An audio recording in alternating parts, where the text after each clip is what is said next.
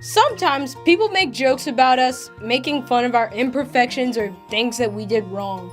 We're getting upset and they're laughing. How can they be so evil? And how can we get them to stop? First, ask yourself, who is doing it? Is it people who don't like you and are intending to make you suffer? If so, the best thing to do is to refuse to get upset. How? By telling yourself that people are allowed to make fun of each other. We have freedom of speech in our democratic country. They have the right to make jokes about you, and you have the right not to get upset by it. When we get upset, we look like fools, and then they feel they have a really good reason to make fun of us. Don't worry that you'll look like a fool if you don't get upset. It can help you to get inspired by celebrities and politicians. You will see that they are constantly being made fun of on TV and in newspapers. If they can live with being joked about to the entire world, we should be able to endure people making jokes about us as well.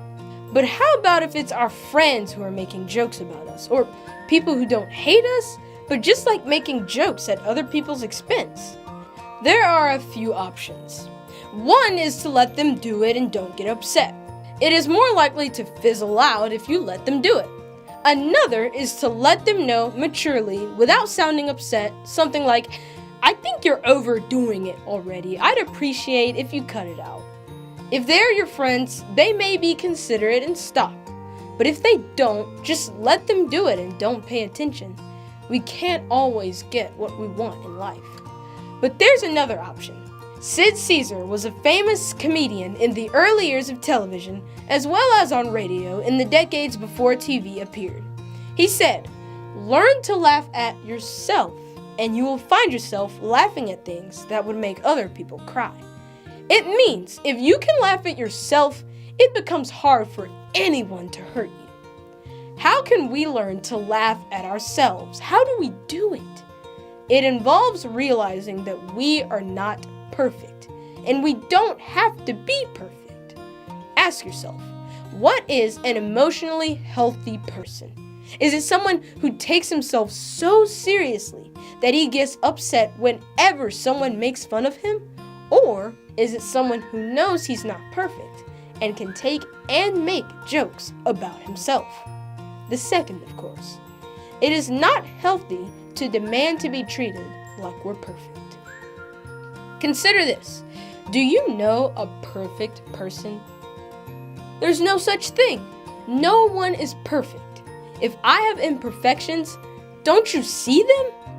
If my nose is too big, if I'm overweight, if I have a strange accent, if I'm tall or short, don't you see these things? You see them better than I do. And who is more enjoyable to be with? Someone who demands to be treated like they're perfect, or someone who can take and make a joke about himself? It's no fun to be with someone who needs to be treated like they're perfect.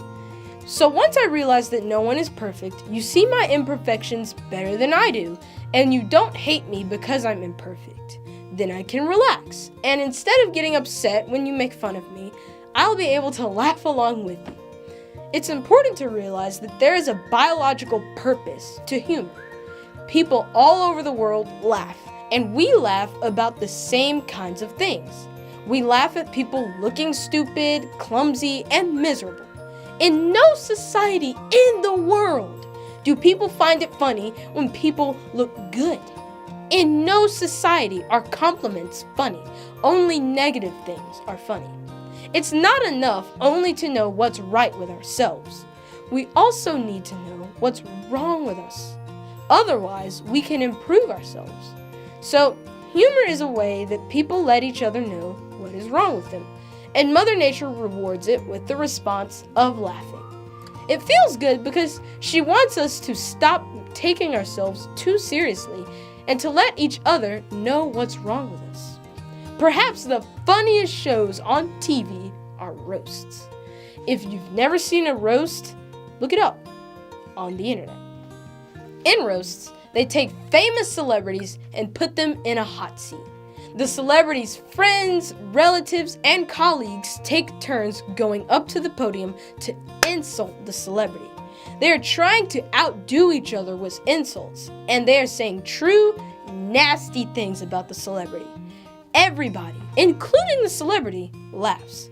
The celebrities want the insults to be really nasty, otherwise they're not funny. At the end, the celebrity gets their turn to go to the podium and insult their roasters. Everyone has a blast and hug each other at the end. Once you understand what humor is really about, you are less likely to be hurt when your friends make jokes about you. You can't hide your mistakes and imperfections. Learn from the celebrities to enjoy being laughed at. You will become more resilient.